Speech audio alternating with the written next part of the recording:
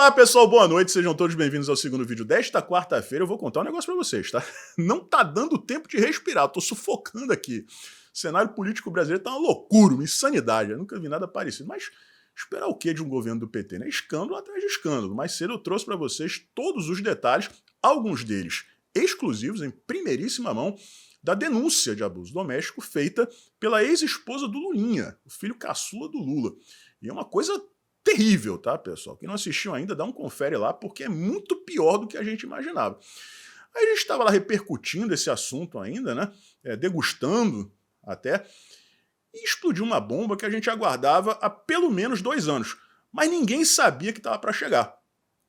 A divulgação do Twitter Files Brasil. E o que é isso, galera?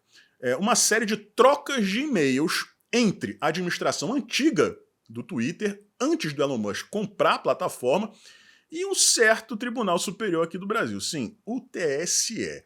E é um escândalo. Tá? Tenho certeza absoluta que vocês compreendem meu lado, sabem que eu não posso ficar emitindo opinião aqui como eu gostaria, porque senão a coisa fica feia para o meu lado, mas farei um trabalho jornalístico aqui para vocês. Vou trazer as principais partes, né, os e-mails traduzidos, e a gente vai elencando aqui as ideias. Né? O que eu posso dizer para vocês de antemão, pessoal? Eu não vou nem falar que se o Rodrigo Pacheco, né, fosse um cara sério, né, um presidente do Congresso sério, isso especificamente não estaria acontecendo. Porque é tanta coisa que o Pacheco já permitiu que eu duvido muito que o atual presidente da República fosse quem é. Né, se a gente tivesse um bom, né, não precisava nem ser excelente, um bom presidente do Senado. Mas sim, é culpa do Rodrigo Pacheco. Vocês podem ter certeza de uma coisa: isso aqui não vai influenciar em nada as decisões do Pacheco. Ele não vai fazer nada a respeito disso aqui. Ele vai fingir que não aconteceu.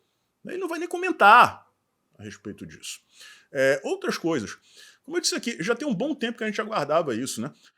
Essa matéria aí, por exemplo, escrita pelo Flávio Gordon, é de dezembro de 2022.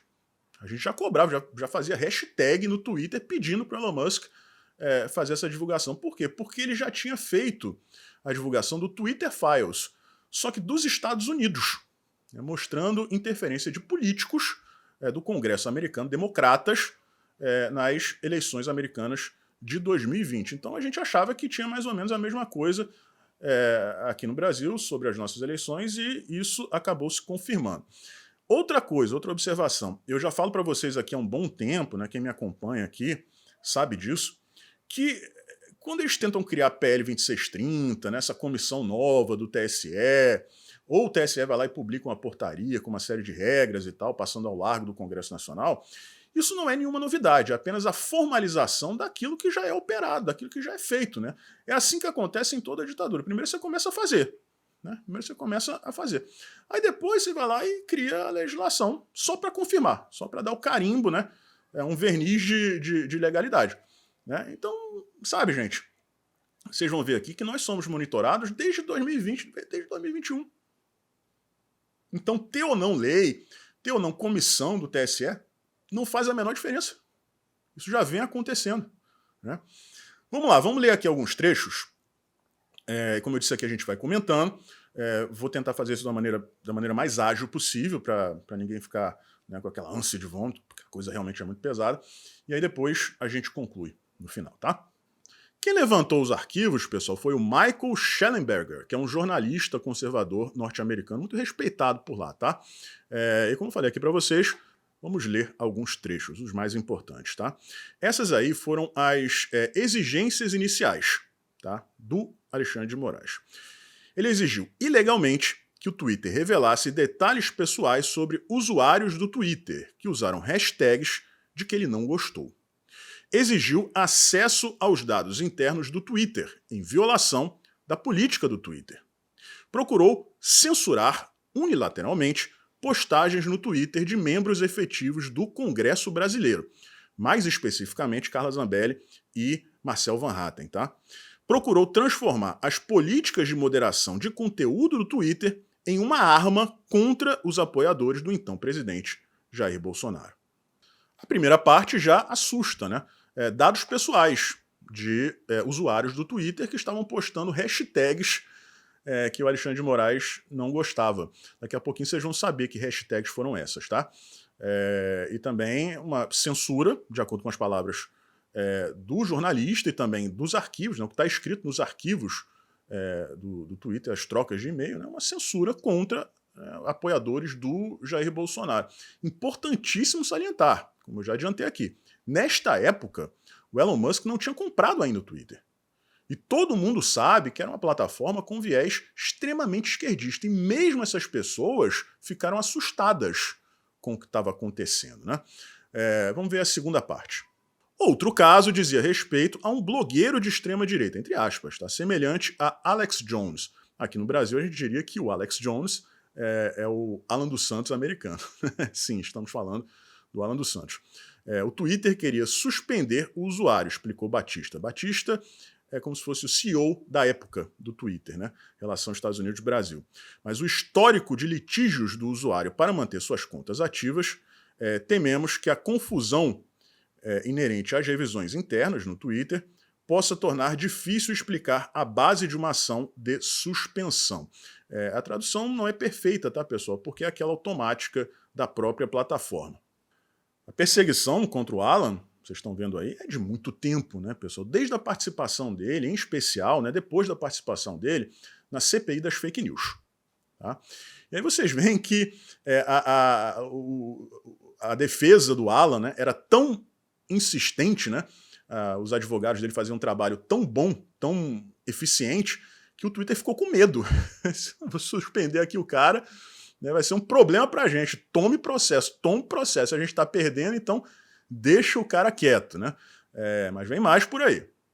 Ela acrescentou. Ela, no caso, é uma outra empregada do Twitter da época, tá, pessoal? Recebemos vários pedidos incomuns provenientes desta investigação. O mais recente e relevante, nos obrigando a fornecer uma quantidade indeterminada de dados de usuários com base em menções de hashtag. Importante lembrar aqui, pessoal, esses e-mails aí estão sendo mostrados, não é lembrando o que eles disseram naquela época, é literalmente o que estava nos e-mails. Então, quando ela diz aí o mais recente, é da época em que ela escreveu esse e-mail, tá? 2020, 2021, beleza? As hashtags dizem respeito a uma mobilização em torno das eleições. De acordo com o relatório que temos atualmente, lembrando, temos atualmente da época em que escreveram esses e-mails, tá?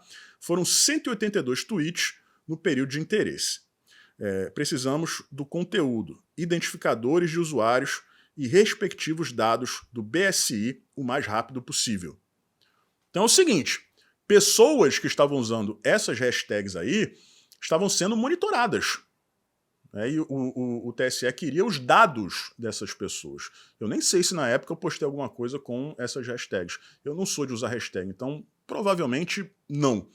Mas se você usou, você estava sendo monitorado. Barroso na cadeia, sei lá, né, gente? Eu acho que qualquer pessoa que tenha cometido um crime, você pode pedir a prisão dessa pessoa, ainda mais se for um servidor público. Ele cometeu ou não, não sei.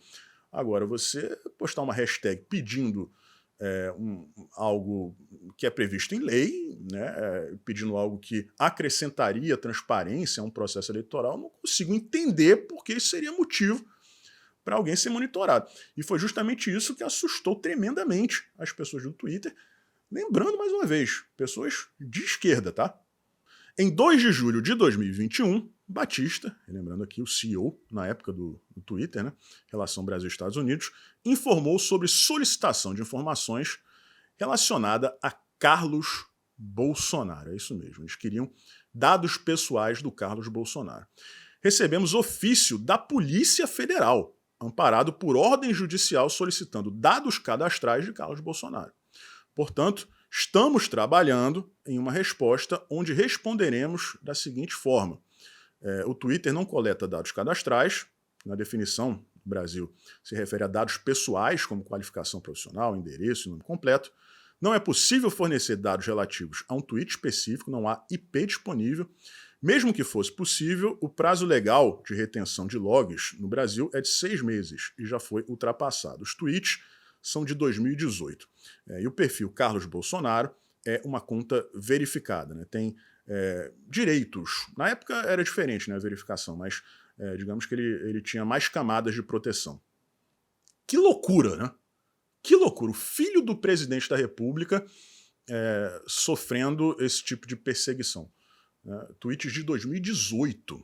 Vejam bem, de 2018. Nessa época, o Moraes nem estava no TSE. Ele estava pedindo informações, dados pessoais do Carlos Bolsonaro para o Twitter. Gente, qualquer pessoa que achar isso normal, né, perdão, mas não tem noção da realidade. Né? Claro que o esquerdista vai achar super normal. Por quê? Porque é em defesa da democracia e contra o extremismo, pessoal. Aí vale qualquer coisa, né? Vamos continuar. Em 17 de agosto de 2022, um membro da equipe jurídica do Twitter enviou um e-mail aos grupos dizendo que o Twitter recebeu uma nova ordem judicial relativa a uma investigação com o objetivo de identificar indivíduos e grupos por trás de uma potencial coordenação de esforços para atacar as instituições, é sempre isso, né? E o sistema eleitoral em diferentes plataformas. O próprio presidente Bolsonaro é investigado nesse processo. Mais uma vez, né, pessoal, essa narrativa de grupos, né, é sempre assim. O Gilmar Mendes, outro dia, foi interpelado, né, foi cobrado por um brasileiro lá em Portugal, enquanto tomava um café. O brasileiro simplesmente disse que a atuação dele do STF era uma vergonha. E aí o Gilmar Mendes escreveu uma representação chamando o rapaz de criminoso e dizendo que era uma ação coordenada, né, grupos de extremistas. Um cara que aleatoriamente foi lá e o condenou, né, cara a cara, falou, ó, sua atuação é uma vergonha. Sem levantar a voz, sem usar palavrão, nada. Né, mas para eles é sempre importante usar essa narrativa. Grupos coordenados, porque dá a impressão de quê? De um movimento, né, extremista. Existem outras informações aí, pessoal, mas, perdão, eu não vou me arriscar. Tá? Eu sei que vocês me entendem, vocês não vão ficar chateados comigo. Ali embaixo, no comentário fixado, também na descrição do vídeo, tem um link para o meu perfil no Twitter. Tá? Então vocês vão fazer o seguinte, é muito simples. Vocês clicam no link e lá tem uma postagem minha com a marcação, né, o tag, né, do jornalista, do Michael. Tá? Se vocês clicarem naquele link ali, vai dar no perfil dele e tá tudo lá. É só vocês abrirem a postagem e vai aparecer um pouquinho mais embaixo, em azul, ver tradução. Aí vocês clicam no ver tradução e vai aparecer essas versões traduzidas aqui. Como eu disse aqui, como eu mostrei para vocês, tem alguns erros, né, na tradução. Mas dá para entender tudo perfeitamente. Aí vocês vão perceber que tem muito mais coisa.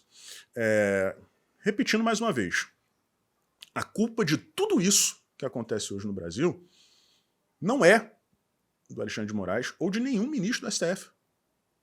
A culpa é do Rodrigo Pacheco. A culpa é exclusiva dele. Porque qualquer pessoa que vá se auto-atribuindo grandes poderes e ninguém faz nada para impedir, você vai aceitando aquilo ali. Você vai aceitando. Né? Que ninguém vem me dizer aqui que não gostaria de ter um ministro como Alexandre de Moraes do lado da direita. Né, sabe, seria um pouco de hipocrisia né, da nossa parte. A diferença é que se nós tivéssemos o Alexandre de Moraes da direita, ele encontraria crimes verdadeiros, né, não precisaria ficar inventando. Mas a gente gostaria de ter um ministro combativo, que tivesse esses superpoderes também.